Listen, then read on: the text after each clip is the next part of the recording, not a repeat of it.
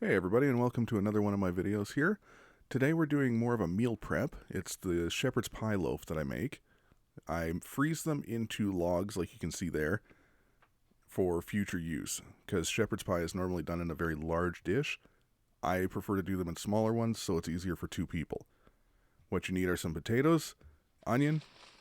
I personally normally would use corn, peas, and carrots. I just didn't have any carrots at the time. You need a pound of ground beef or lamb or whatever ground meat of your choice, a packet of gravy, and that's about it. Salt and pepper for taste, but there's not a whole lot else you need. Yeah, the only reason I use the lamb is because I got it for one heck of a deal at the store. Now, this is a good chance for you to use your potatoes that are going a little bit bad. Those are the pans you need. Just a quick thing. You need plastic wrap and a couple of smaller loaf pans.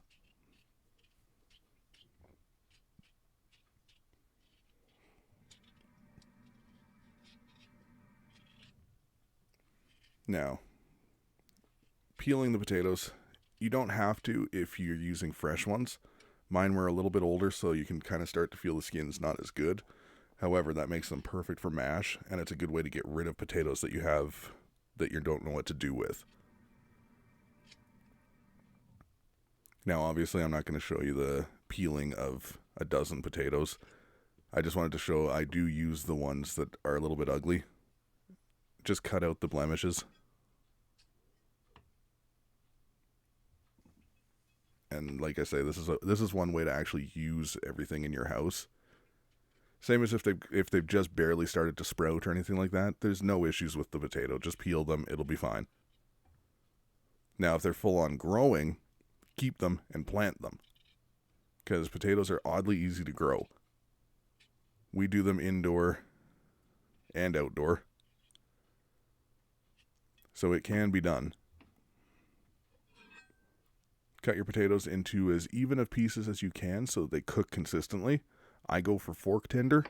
Now, all that means is that you can push a fork in smooth without cracking the potato. If the potato cracks, they're definitely done, and get them off the stove.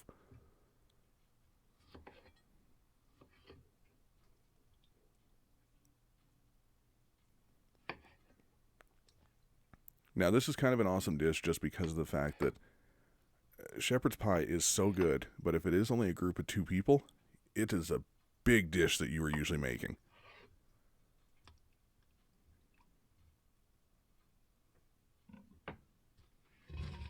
Once your taters are done, you can either use a hand mixer, a ricer, a mill, your choice. I prefer the hand mixer or hand masher just because of the fact that it gives me a more consistent mashing. To me, I like the little bit chunky.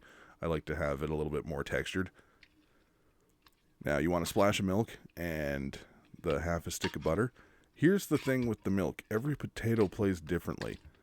So if you're using russets, if you're using whites, if you're using red, they are all different.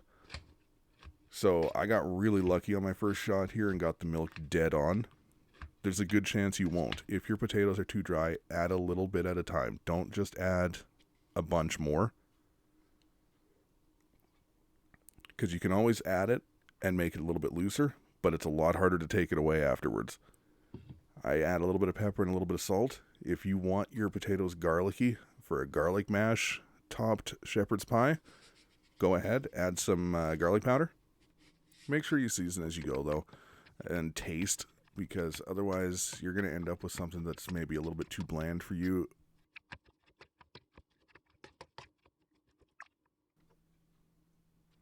Now, all I do is I kind of whip it to the consistency I want at this point.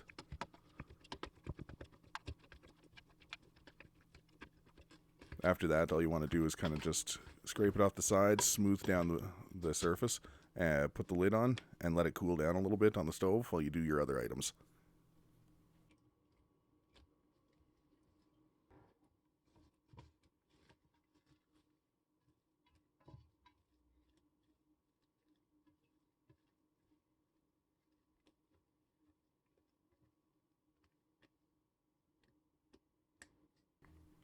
Now, with your leftover mash, obviously just use them for a different meal, because you will have some if you do as many taters as me. put a couple tablespoons of oil into a frying pan. Use a bigger frying pan than I did because I made a great mistake there.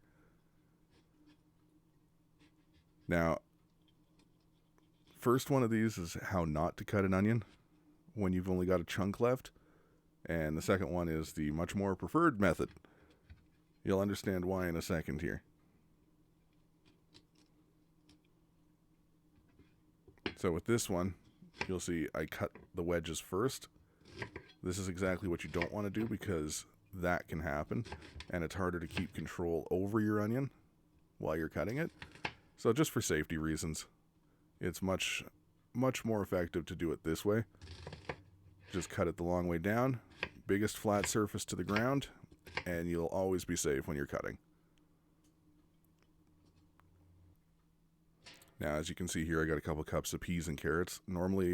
Peas and corn. Normally I would put carrot in, and that would make up half of what you saw for the peas in there. Didn't have it. Prefer peas to corn, so that's where it is. Now, once the oil's a little bit hot in the pan should be over about medium heat. You toss your frozen veg in and let that cook for a couple seconds before you throw your onion in.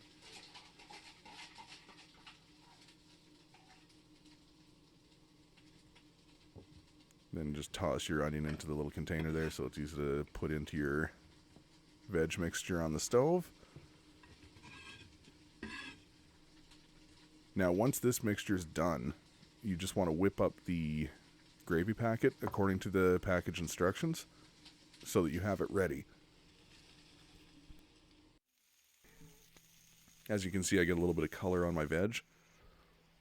My brick of meat was not completely thawed when I did this, so as you can see, I've got quite the chunk in there. It's fine, it's not a big deal. Just cook it down slowly. It's not going to change anything. That's what you want to be left with, basically. Now, once everything's cooled down a bit, you line your couple of loaf pans with plastic wrap.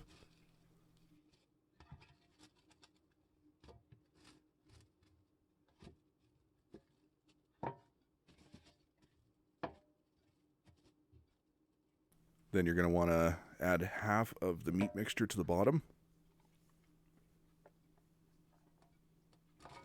making sure that it's very flat, it's pushed to every corner. Otherwise, it does cause your loaves to not exactly set properly in the freezer.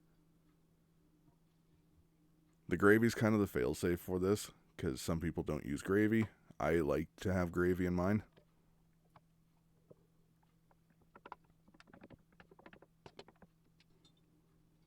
There's the gravy. Like I said, it only makes 1 cup, the packet I did. The 1 cup gravies, they are much thicker gravy, which I prefer. Now, you can make the gravy yourself at home from scratch, but I just didn't feel like it. This is an easy way to do this. It's supposed to be an easy prep, not something that takes forever.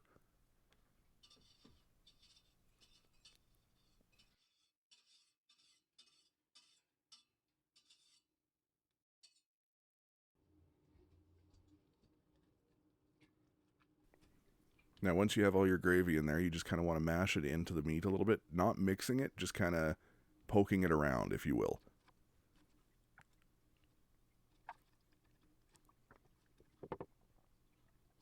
Just make it as even as you can. Push all the meat into the corners. That's kind of the key to this part.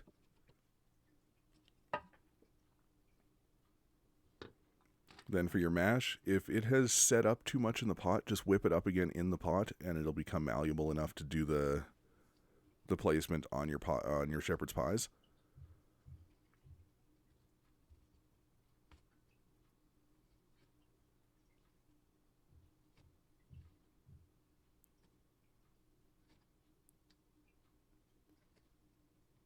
I put it on in like chunks like that because it makes it a little bit easier to move it around versus just one big blob.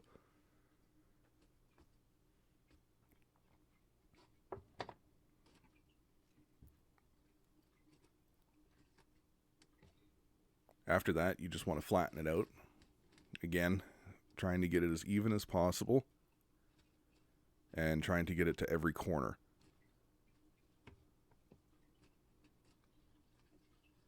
It doesn't have to be perfect. I just like to make them as flat as possible because when you're freezing them, the bricks will stack better.